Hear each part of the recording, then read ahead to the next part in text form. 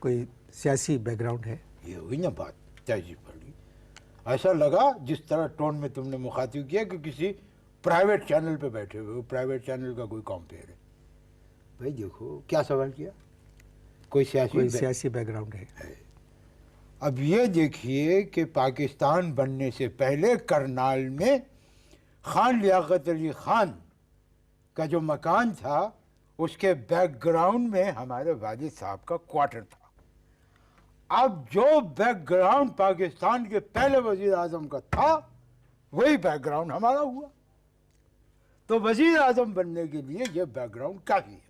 भाई मेरे प्रोग्राम का आगाज़ हो चुका है। एक तहजीब होती है जब मुसलमान आपस में मिलते हैं। मैंने कोई बदतहजीबी की है? नहीं, मैंने कोई बदतहजीबी, मैंने कहा अस्सलाम वालेकुम। बदतहजीबी की है? मैंने कहा अस्सलाम वालेकुम। मैंने जब आपको जवाब दिया कि एक आदमी को बाहर उसने मुझे सलाम किया, मैं जवाब दे चुका हूँ। अब मैं बार बार क्यों जवाब दूँ? एक दफ़ा जवाब दे दिया बस।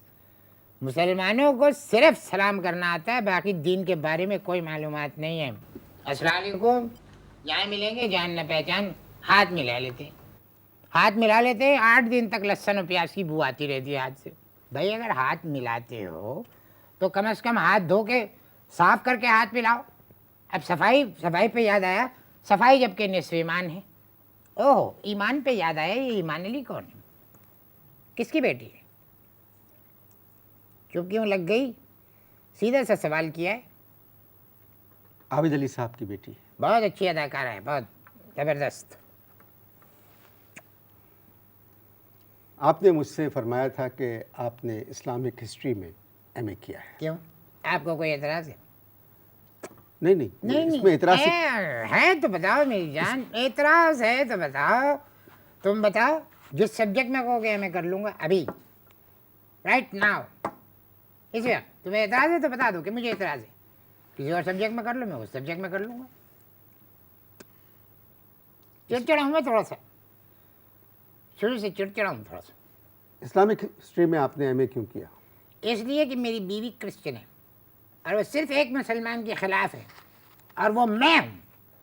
और मैं भी देखिए कि मैंने भी शादी के बाद ज़िद में आके इस्लामिक हिस्ट्री में मैंने एमए किया। इस तरह का हादसा मेरे साथ पहले भी कई मरतबा पेश आ चुका है। मैं इनको नहीं जानता, ना मैं इनके कबीले को जानता हूँ जिनसे आपका ताल्लुक़ है,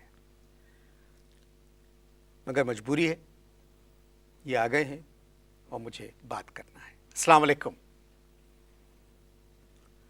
How are you? मैं ठीक हूँ। Why?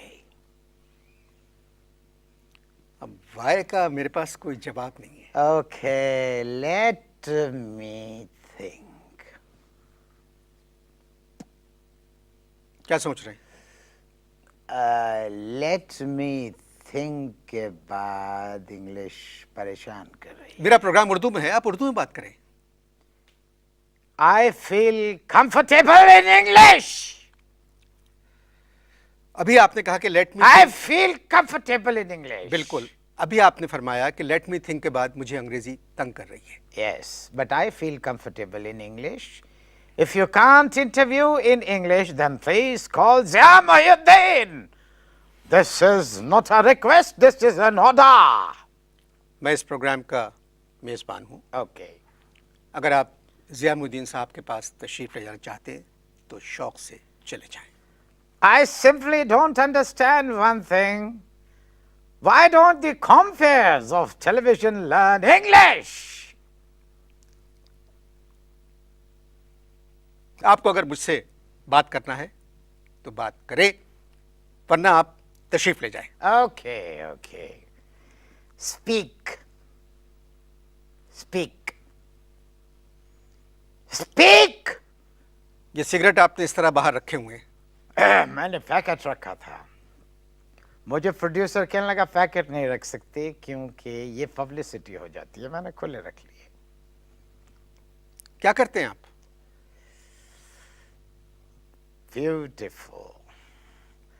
Very, very interesting question. What I do? Very interesting question. Let me think. क्या मतलब let me think? Because nobody thinks in this country. भीख क्यों मांगते हैं? भीख क्यों मांगते हैं? वाह वाह, बड़ा तुमने उस्मा गिलानी सवाल करा भाई। क्या मतलब उस्मा गिलानी सवाल? मतलब बहुत खूबसूरत सवाल किया। उस्मा गिलानी बहुत खूबसूरत है, और एक टीवी के ड्रामे में वो जो है ना, वो भी बनी थी, बेकारन भी बनी थी। जी जी, मैंने देखा था। बताती नहीं है वो, लेकिन है कुछ गड़बड़। खैर छोड़ो, मैं ये कह रहा था बहुत खूबसूरत सवाल करा तुमने। क्या सवाल था तुम्हारा? क्या आप भीख क्यों मांगते हैं? हाँ, तो मैं सवाल के इसमें एक जवाब पैदा कर रहा हूँ, और फिर दूसरा सवाल पैदा कर रहा हूँ कि तुम टीवी के ऊपर प्रोग्राम क्यों करते हो? जवाब दो ना, क्यों करते हो टीवी के ऊपर प्रोग्राम? पहले आप मेरे सवाल का जवाब दो नहीं। कि आप भीख क्यों मांगते हैं? नहीं नहीं, क्या मतलब? मैं मेहमान हूँ, पहले तुम जवाब दो कि तुम टीवी के ऊपर प्रोग्राम क्यों करते हो? मैं आपका इंटरव्यू कर रहा हूँ या आप मेरा इंटरव्यू? मेरा इंटरव्यू ले रहे हो या इंटरव्यू दे रहे हो? मैं आपका इंटरव्यू ले रहा हूँ। ले रहे हो ना, तो जो इंटरव्यू करने वाला बोलेगा वही सुनना पड़ेगा तुमको। पढ़ा नहीं होगा कोई इस तरह का तुम्हें मेहमान। मैं जरा डिफरेंट टाइप का आदमी हूँ। चलो, पाकिस्तान बनने के बाद हमारे वालिद साहब जो है इत्तेफाक से लोहे के सरिये बेचते थे। अब दो वजीर आजम बनने के लिए बैकग्राउंड काफ़ी है। बिल्कुल नहीं। नहीं है? चलो, मेरे वालिद साहब का नाम नाजिमुद्दीन था, और नाजिमुद्दीन पाकिस्तान के वजीर आजम रह चुके हैं। आपका नाम क्या है? मेरा नाम अब्दुल नज़ीर, लेकिन लोग मुझे प्यार से ए नज़ीर कह के पुकारते हैं।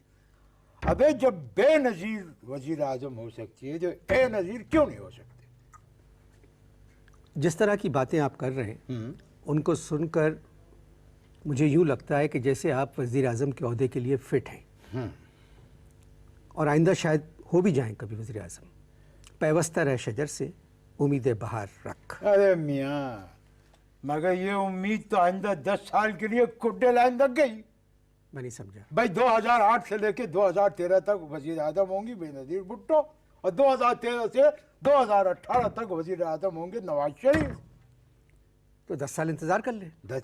क्या कहा तुमने? 10 साल इंतज़ार कर ले। प्राइवेट चैनल पे थप्पड़ मारने की इजाज़त है या नहीं? नहीं। क्यों कह रहे हो 10 साल इंतजार? जिस वक्त आपकी शादी हुई उस वक्त आपने क्या पास किया था? Driving test. ड्राइविंग टेस्ट, क्योंकि मेरी जो बेगम है उनका ड्राइविंग इंस्टीट्यूट है। समझ में आई बात? और शादी के कोई 3 महीने के बाद, 2 महीने बाद मुझे पता चला कि ड्राइविंग करते हुए दोनों हाथ जो है स्टीयरिंग पे होने चाहिए। मुझे आपकी शख्सियत में तजाद मालूम होता है। आप एक बात करते करते अचानक दूसरी बात करने लगते हैं जिसका पहली बात से कोई ताल्लुक ही नहीं होता है। कीचड़ मत उछालो, कीचड़ मत उछालो। ये मैं इसको ऐप समझता हूँ, कीचड़ उछालना। इंटरव्यू करो। क्या करते हैं आप? यस।